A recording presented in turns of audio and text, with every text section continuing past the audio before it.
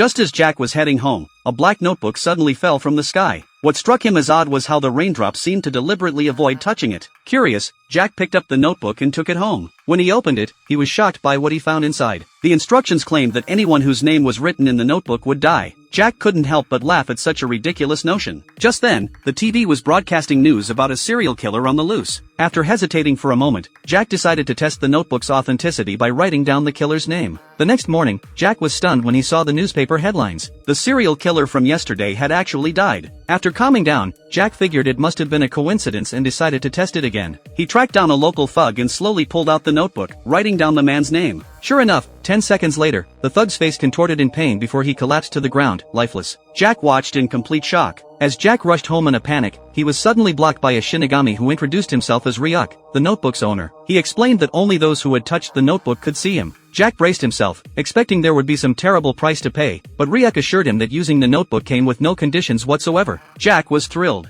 He decided he would use this notebook to punish more criminals. From that day forward, Jack spent his days writing the names of bad people in the notebook. As he wrote, every fugitive on the run met their deserved fate. This bizarre phenomenon quickly caught society's attention. Some people condemned it as indiscriminate killing, arguing that no one should have the power to control life and death so easily. Others believed he was serving justice and even affectionately called him a savior. Since his father was the police chief, Jack had easy access to criminal records, which he used to systematically execute wrongdoers one by one. However, his actions also attracted police attention. To bring him to justice, they brought in the nation's top detective, L, who challenged Jack through a live broadcast. What L didn't know was that Jack only needed someone's name to kill them. The moment Jack finished writing the last stroke of L's name in the notebook, L suddenly began feeling unwell and died right there on live television in front of everyone. What Jack never expected was that the person he had just killed was merely a death row inmate. The real L had never shown his face, and the entire broadcast had been a trap set by L himself.